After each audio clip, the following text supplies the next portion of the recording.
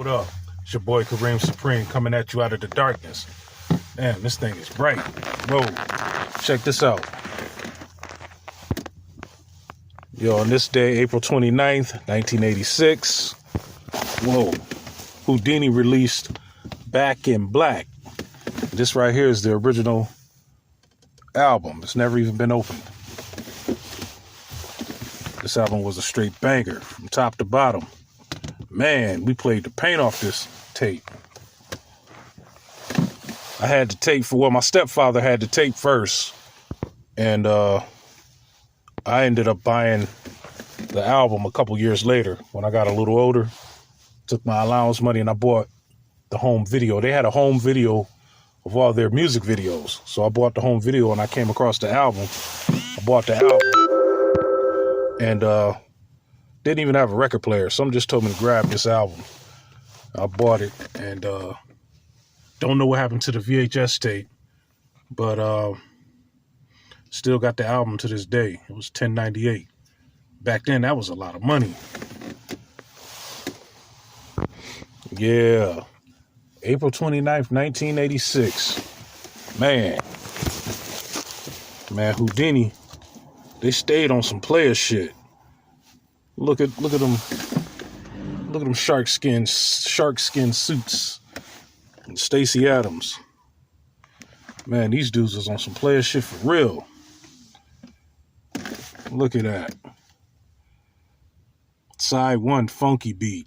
That was one of the most star-studded videos of that era. I mean, everybody was in there. Full Force was in there. Bobby Brown was in there. Malcolm Jamal Warner was in there. Some people from Right On Magazine was in there. Bow-Legged Lou was in there.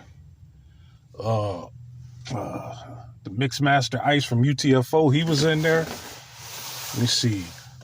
There was a boxer that was in there. I forgot his name, an Olympic boxer. I forgot his name. Everybody thought he was Ralph Treasure when he was in Whodini's video, Funky Beat video, but he wasn't. Man. Scorpio from the Furious 5, he was in there. Man, it was a star-studded video. And then you got One Love. One Love. No, Jalil did not get that from Bob Marley. That was something he just came up with on his own. And it was a coincidence, man. Straight up coincidental. Because One Love came out in the 60s. Wasn't nobody, hip-hoppers wasn't thinking about no reggae music from the 60s back then. Especially some cats from Brooklyn. They was not thinking about no reggae.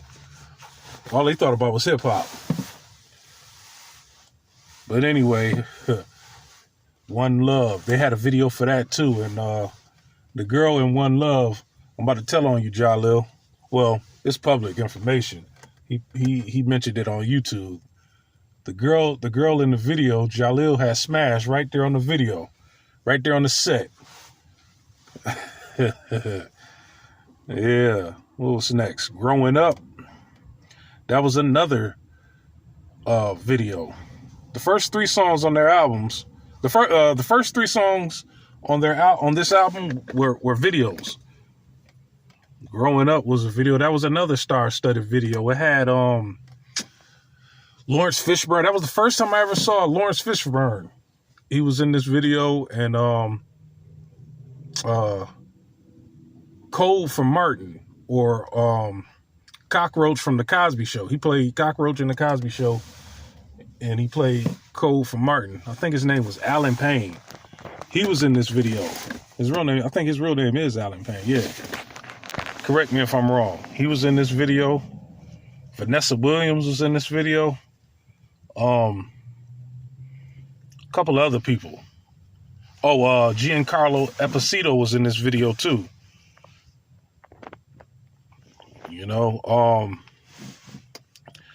I'm a Hoe. You know I'm a Hoe. Don't you know they got a remix to this where instead of 3 different freaks, he go from 3 all the way up to 10. I rock 4 different freaks after I rock 5 different. Man. Yeah, I'm a Hoe. Man, that's my anthem. I'm just kidding. And what else? Fugitive. I always thought Fugitive should have been a video. I always thought that should have been a video because, it had like a heavy metal rock sound to it mixed with hip hop. It was their version of Walk This Way, but they never released that video. They never released it as a video. It pissed me off, but hey, who am I? The next song was the Echo Scratch. Man, that beat was crazy. I remember a lot of Hispanics used to play that song in the summer of 86 and 87. Man, that was a monster. And that's what we call the Echo Scratch. Man, never heard nothing like that at the time. That was a straight monster. I think UGK sampled that later on. It's Dom Perignon is supposed to bubble. Yeah, and last night I had a long talk with myself. That was the art of storytelling right there, man. I mean, everybody sat down and had a talk with themselves or thought out loud to themselves at one point in their life. And the last song was When We Gonna Get It to the Good Part. Man, that was a funky...